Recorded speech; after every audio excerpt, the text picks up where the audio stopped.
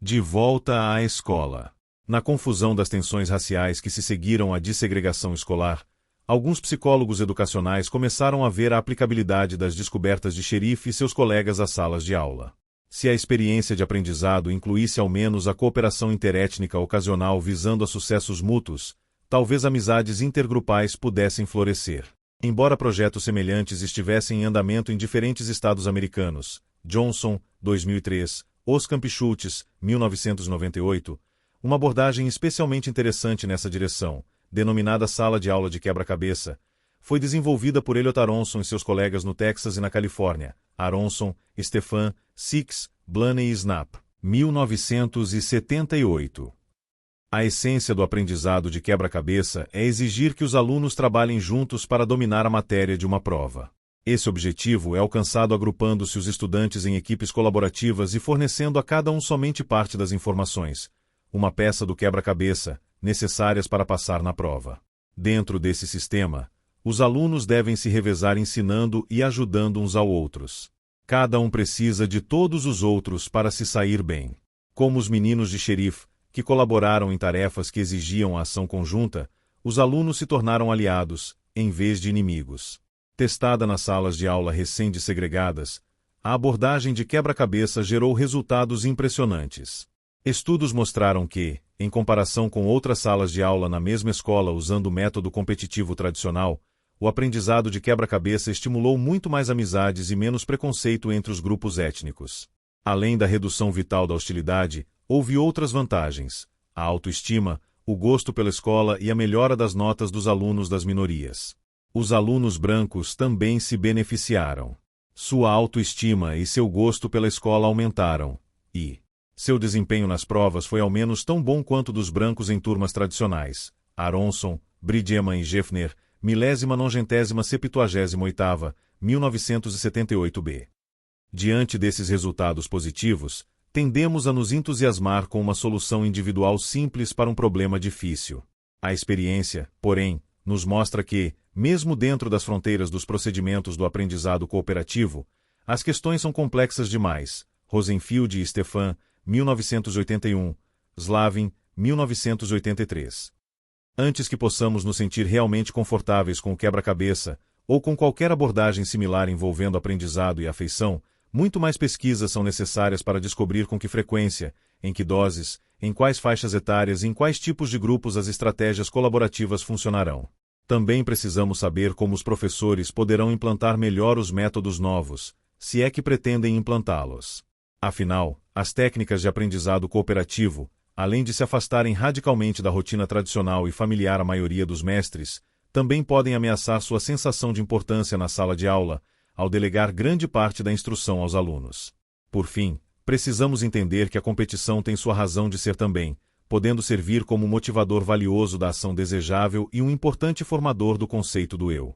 O objetivo, então, não é eliminar a competição acadêmica, mas romper seu monopólio na sala de aula, introduzindo técnicas colaborativas frequentes que incluam membros de todos os grupos étnicos e levem a bons resultados.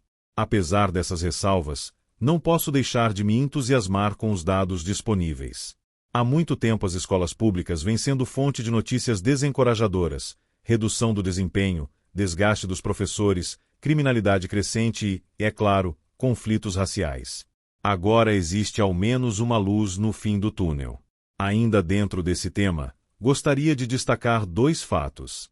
Primeiro, embora a familiaridade produzida pelo contato costume levar a uma afeição maior, ocorre o oposto se ele vier acompanhado de experiências desagradáveis. Portanto, quando crianças de grupos raciais diferentes são lançadas na competição incessante e implacável da sala de aula americana tradicional, é de se esperar que as hostilidades cresçam. Segundo, os sinais de que o aprendizado orientado para equipes funciona como um antídoto para esse problema refletem o forte impacto da cooperação sobre o processo de afeição. Antes de concluirmos que a cooperação é uma causa poderosa da afeição, devemos submetê-la ao que considero o teste decisivo. Será que os profissionais da persuasão lançam mão sistematicamente da cooperação para que gostemos deles e, assim, concordemos com seus pedidos? Eles enfatizam a colaboração quando ela existe naturalmente numa situação? Tentam ampliá-la quando existe apenas de maneira incipiente? E, o que é ainda mais instrutivo, Eles forjam uma cooperação quando não existe nenhuma? Ao que se revela, a cooperação passa pelo teste com sucesso total. Os profissionais da persuasão vivem frisando que eles e nós estamos trabalhando pelos mesmos objetivos, que precisamos unir forças para o benefício mútuo, que eles são, em essência, nossos colegas de equipe. Podemos dar uma série de exemplos. A maioria deles é familiar, como os vendedores de carros novos que ficam do nosso lado e enfrentam seus chefes para obter uma boa pechincha. 5. Um exemplo espetacular ocorre no ambiente policial em que interrogadores devem induzir suspeitos a confessar crimes. Nos últimos anos, os tribunais impuseram uma variedade de restrições à ação da polícia ao lidar com suspeitos de crimes, especialmente na obtenção de confissões. Eles agora rejeitam muitos procedimentos que no passado levavam a admissões de culpa, mas não veem nada de legal no uso de um pouco de psicologia sutil. Por essa razão, os interrogadores de criminosos cada vez mais lançam mão de táticas como a do policial bom, policial mau. A tática do policial bom, policial mau funciona assim. Um jovem suspeito de assalto, por exemplo, que foi informado de seus direitos e insiste em sua inocência, é levado para uma sala a fim de ser interrogado por uma dupla de policiais. Um deles, por combinar com aquele papel ou porque esteja na sua vez, desempenha o papel do policial mau. Antes que o suspeito sequer se sente, o policial mau o xinga. Pelo resto da sessão, fala por meio de resmungos e grunhidos. Chuta a cadeira do prisioneiro para enfatizar suas acusações, e quando olha, parece estar diante de um monte de lixo.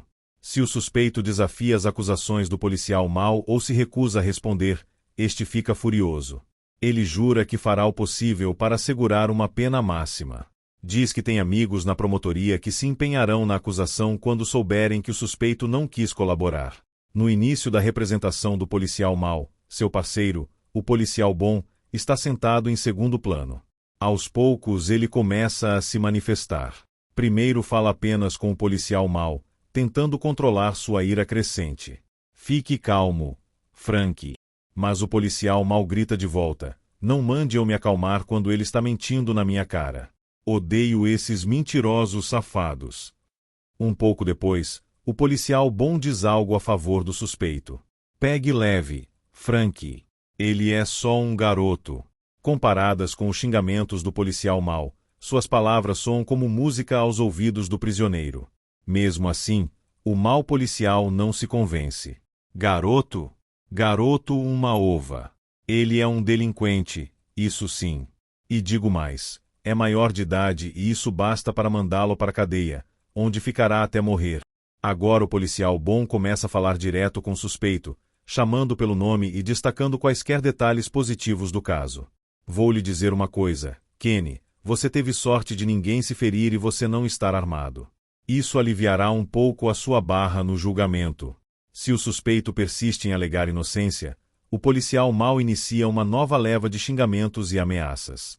Dessa vez o policial bom interrompe. Ok, Frank, e entrega ao policial mau algum dinheiro. Está na hora de tomarmos um cafezinho. Que tal trazer 3 xícaras para nós? Quando o policial mau deixa o recinto, é hora da encenação do policial bom. Olhe, não sei porquê, mas meu colega não foi com a sua cara e está a fim de complicar sua vida. E vai conseguir, porque já juntamos provas suficientes. Ele tem razão quando diz que a promotoria destrói os sujeitos que não querem colaborar. Você vai ter que encarar 5 anos de cana, cara. 5 anos. Não quero que isso aconteça com você. Se admitir agora, antes que ele volte, que assaltou aquele local, vou cuidar do seu caso e ter uma conversa com o promotor. Se trabalharmos juntos, de repente podemos reduzir os 5 anos para 1. Faça um favor para nós, Kenny. Diga como você fez aquilo e vou começar a colaborar para livrar sua barra. Uma confissão completa costuma vir logo em seguida.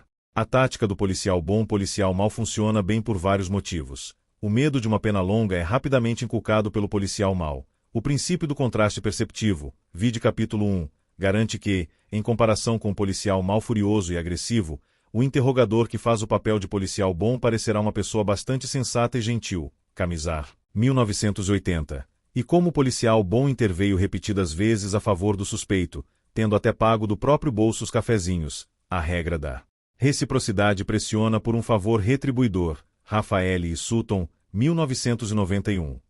O motivo principal da eficiência da técnica, porém, é que ela dá ao suspeito a impressão de que existe alguém do seu lado, alguém preocupado com seu bem-estar e que está colaborando com ele. Na maioria das situações, essa pessoa seria vista de maneira bem favorável, mas na encrenca em que o suspeito do assalto se encontra, ela assume o caráter de um salvador. E um salvador está a um passo de distância de um padre confessor confiável.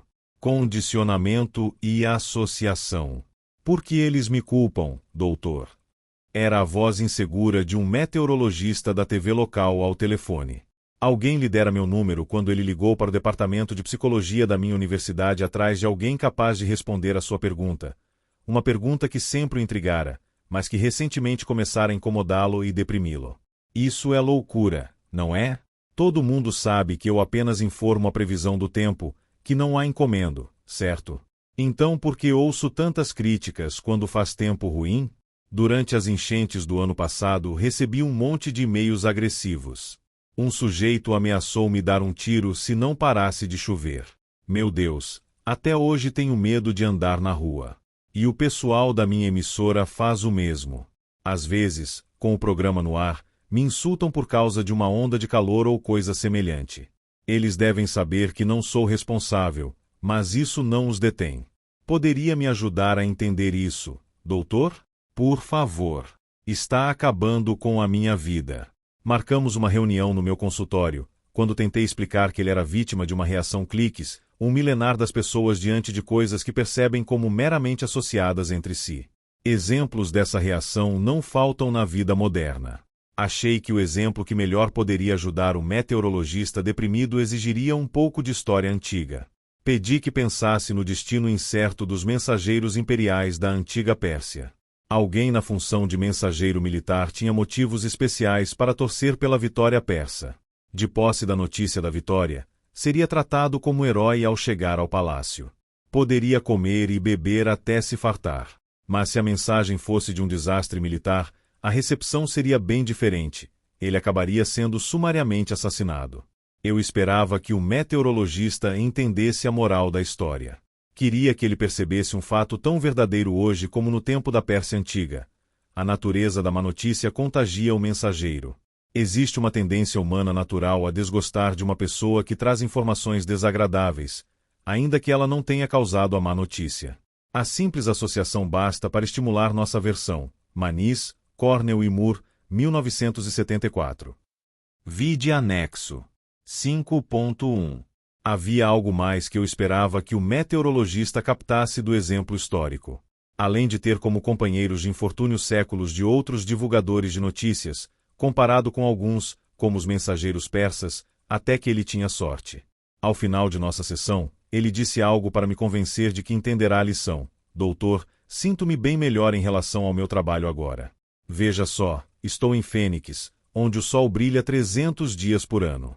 Graças a Deus não anuncio o tempo na instável cidade de Buffalo. Seu comentário revela que ele entendeu mais do que eu havia explicado sobre o princípio que estava influenciando a relação de seus espectadores com ele.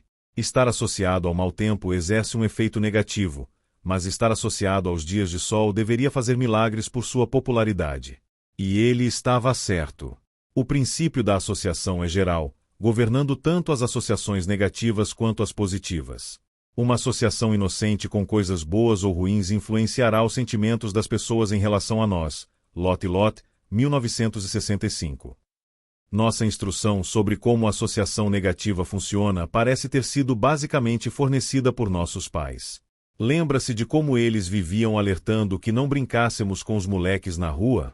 Conhece o ditado, diga-me com quem andas e te direi quem és? Nossos pais estavam nos ensinando a culpa por associação, e nos dando uma lição sobre o lado negativo do princípio da